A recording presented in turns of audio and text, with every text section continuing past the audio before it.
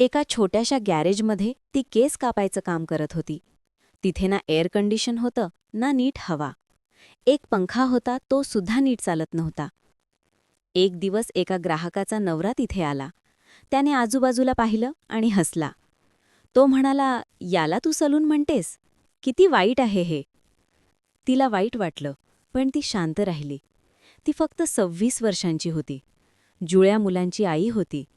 घर, मुलं, काम सगळ्याची जबाबदारी ती एकटीच सांभाळत होती.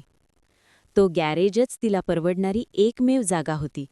कारण तिच्या माजी नवऱ्याने तिच्या नावावर गुपचूप मोठं कर्ज केलं होतं आणि तिला सोडून गेला होता.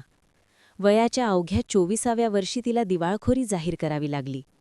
कोणतीही बँक तिला कर्ज देत नव्हती. तिचा क्रेडिट स्कोअर खराब असल्यामुळे कोणतंच सलून तिला नोकरी द्यायला तयार नव्हतं. पण तिने हार मानली नाही. एका यार्ड सेलमधून तिने फक्त $50ला एक जुनी खुर्ची घेतली आणि प्रत्येक केस कापायला $10 घेऊन काम सुरू केलं. तोच गॅरेज, तोच पंखा आणि खूप मेहनत.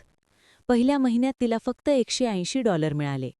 रात्री तिची जुळी मुलं रॅमन नूडल्स खायची आणि ती स्वतः अनेकदा उपाशी झोपायची. पण ती तक्रार करत नव्हती, कारण तिला माहीत होतं, ही वेळ कायमची नाही. हळूहळू ग्राहक परत येऊ लागले. लोक एकमेकांना सांगू लागले, ती चांगलं काम करते. $10चा हेअरकट $25चा झाला, मग $50चा झाला. ती गॅरेजमधून एका छोट्या भाड्याच्या दुकानात गेली. नंतर एक खरे सलून उघडलं. मग 2 सलून झाले आणि मागच्या वर्षी 5 सलून झाले.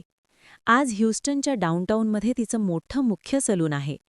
12 खुर्च्या, 30 कर्मचारी आणि 3 महिने आधीच पूर्ण बुकिंग. ज्याने कधी तिच्या गॅरेजला वाया गेलेली जागा म्हटलं होतं, त्याची पत्नी आजही दर 6 आठवड्यांनी तिच्याच सलूनमध्ये येते. आज ती एका हेअरकटसाठी $400 घेते. तिचं नाव ताशा मुनरो आहे आणि तिने $10च्या एका साध्या हेअरकटपासून स्वतःचं साम्राज्य उभं केलं.